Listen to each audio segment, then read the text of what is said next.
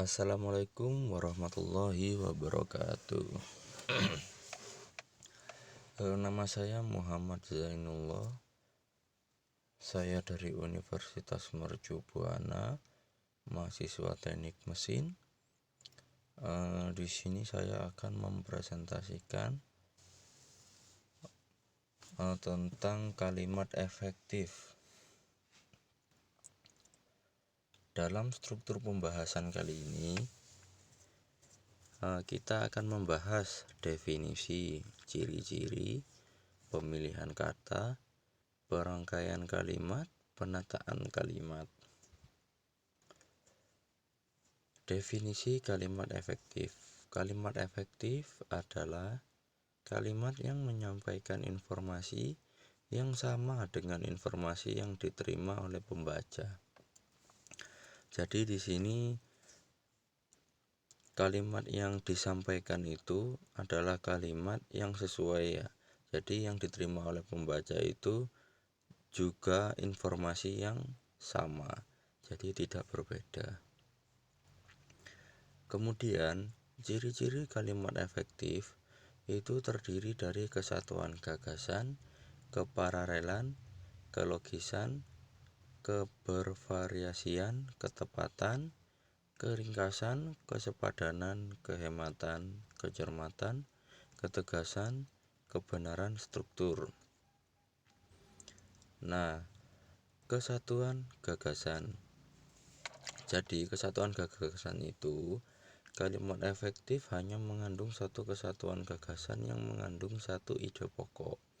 Dikatakan memiliki kesatuan gagasan apabila subjek, predikat dan unsur-unsur lainnya saling mendukung dan membentuk kesatuan tunggal. Contoh, tahun ini SPP mahasiswa baru saja dinaikkan. Yang kedua, SPP mahasiswa tahun ini baru saja dinaikkan. Yang ketiga, tahun ini SPP mahasiswa baru saja dinaikkan. Kalimat A di atas tidak efektif karena mempunyai dua gagasan.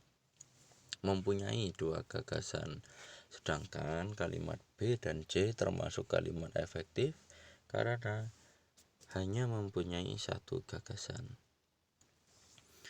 Kemudian yang kedua, kesepadanan. Kesepadanan adalah keseimbangan pikiran atau gagasan dengan struktur kalimat untuk menghasilkan kalimat yang mengandung kesepadanan. Berikut hal yang perlu diperhatikan. Yang pertama, kalimat harus memiliki subjek dan predikat yang jelas. Contohnya sebagai berikut. Mereka membicarakan masalah batas studi. Kalimat di atas memiliki SPO, subjek, predikat, objek, yaitu fungsi S, subjek, diisi oleh kata mereka. Fungsi P, predikat, diisi oleh kata membicarakan. Dan fungsi O diisi oleh frasa masalah batas studi. Yang kedua, kata depan tidak berada di depan subjek. Contoh, bagi semua mahasiswa baru harus segera konfirmasi. Untuk menjadi kalimat yang efektif, kata bagi harus dihilangkan sehingga semua mahasiswa baru harus segera konfirmasi. Yang ketiga, konjungsi intrak kalimat tidak dipakai di dalam kalimat tunggal. Contoh, 1. Saksi tidak hadir sehingga persidangan ditunda minggu depan sehingga di awal kalimat.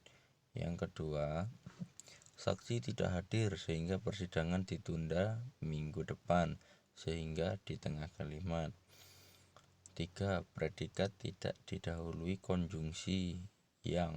Contoh, supporter timnas Indonesia yang mengenakan baju merah putih yang berada di depan predikat. Supporter timnas Indonesia mengenakan baju merah putih. Nah, ini tidak menggunakan kalimat yang atau kata yang. Yang ketiga, subjek tidak ganda. Contoh, pertandingan ini saya mewakili Bekasi Barat Subjek ada dua, yaitu pertandingan ini dan atau saya. Dalam pertandingan ini, saya mewakili wilayah Bekasi Barat. Yang ketiga, kepararelan. Kepararelan adalah penggunaan bentuk-bentuk bahasa atau konstruksi bahasa yang sama dalam susunan serial. Dapat juga dikatakan sebagai kesejajaran pengungkapan ide-ide dalam suatu kalimat. Contoh, penghapusan pangkalan asing dan penarikan kembali pasukan AS dari Filipina akan mempercepat perwujudan cita-cita segenap bangsa Filipina.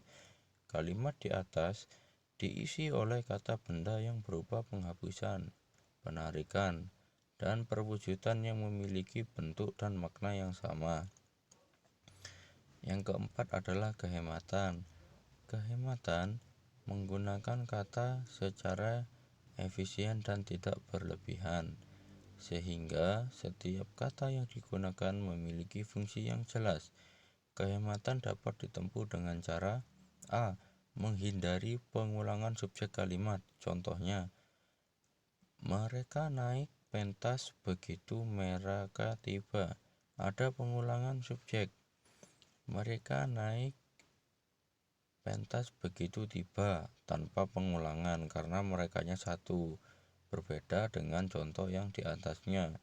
Mereka naik pentas begitu mereka tiba. Jadi di sini merekanya diulang.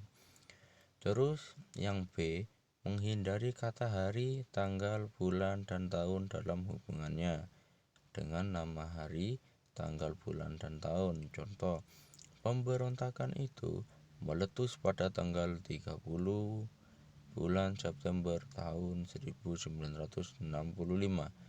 Nah, di sini ini sangat boros kata.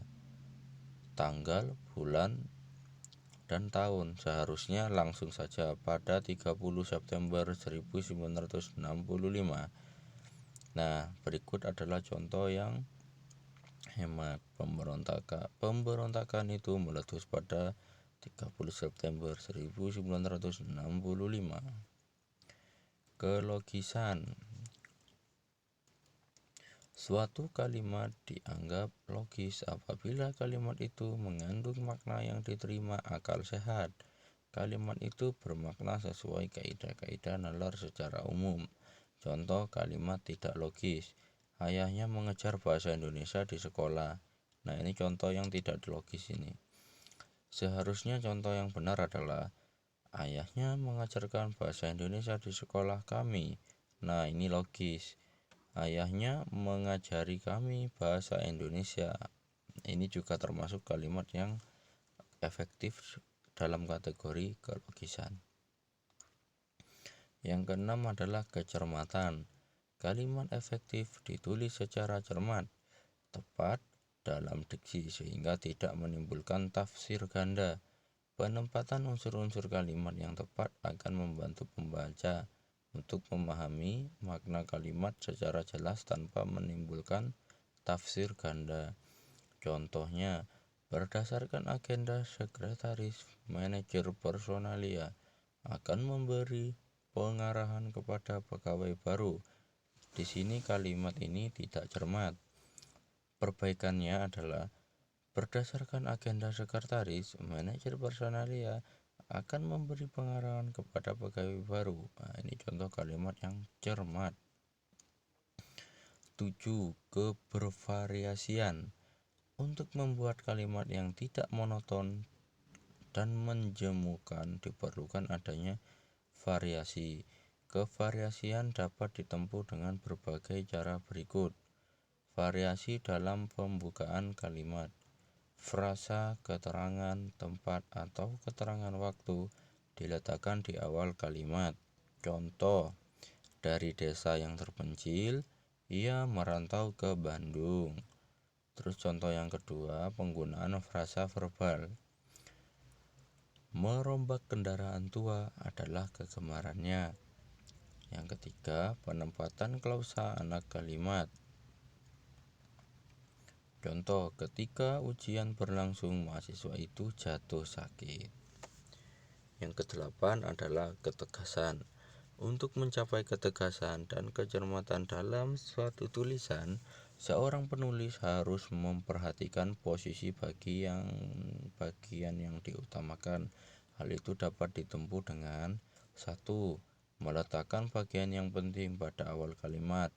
Contoh, masalah kenaikan harga itu dapat dibicarakan pada kesempatan yang lain. Yang kedua, mengutarakan kata secara bertahap. Contoh kalimatnya adalah korban tsunami di Jepang ditemukan puluhan, ratusan, bahkan ribuan.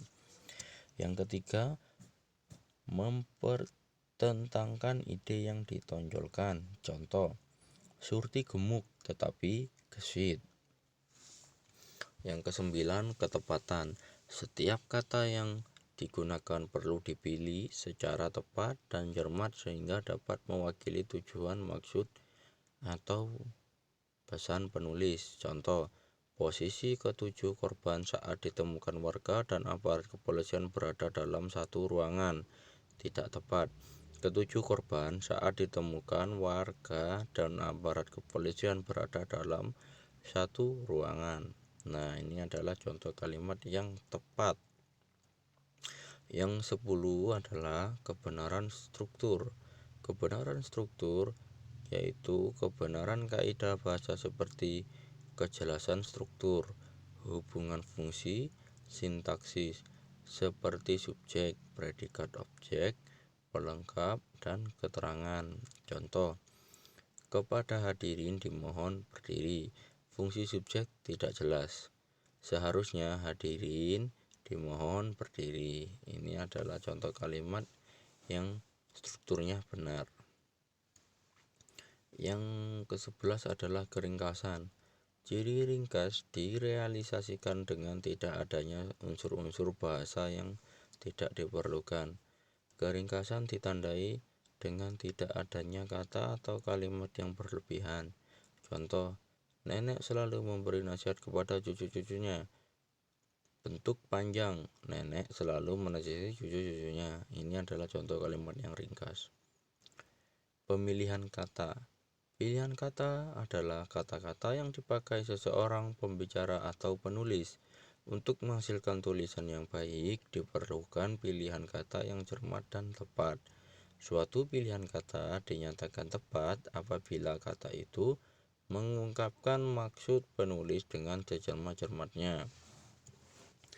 Dalam pilihan kata yang terbaik harus memenuhi syarat. Syarat yang pertama adalah tepat, yang kedua adalah benar, yang ketiga adalah lazim pemakaiannya. Perangkaian kalimat. Seorang penulis harus dapat merangkai kalimat secara bervariasi agar tulisan yang dihasilkan tidak monoton dibaca.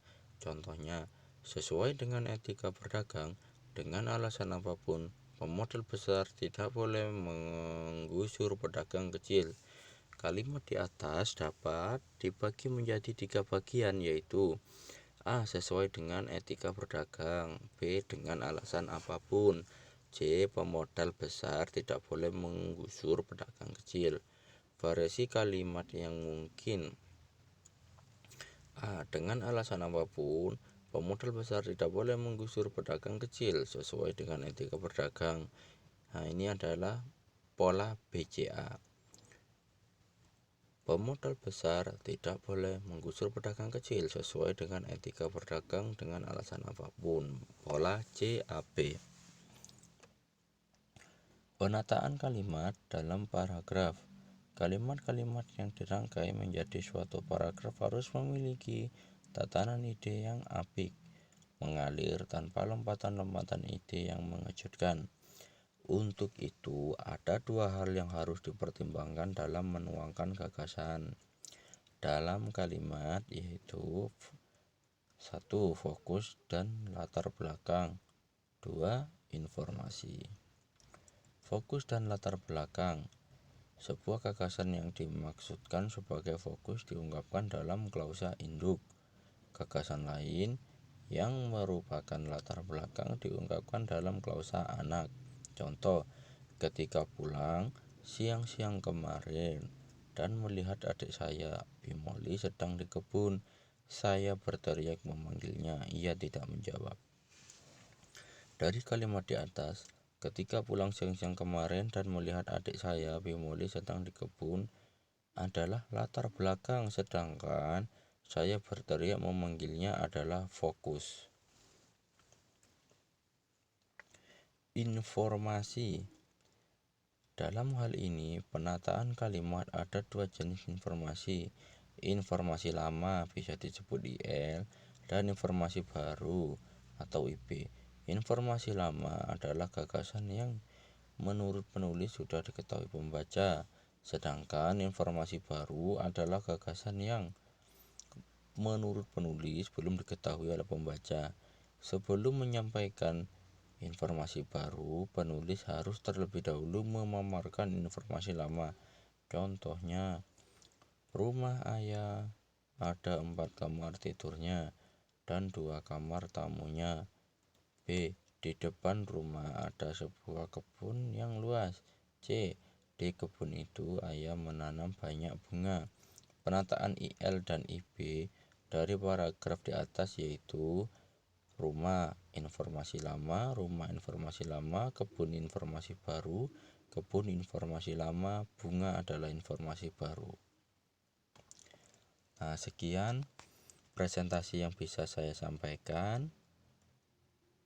Semoga apa yang disampaikan dalam vlog ini dapat memberi pengetahuan baru kepada para penonton. Terima kasih. Sekian dari saya. Apabila ada kata yang kurang berkenan dalam hati pembaca atau penonton, saya Muhammad Zainullah meminta maaf yang sebesar-besarnya. Wassalamualaikum warahmatullahi wabarakatuh.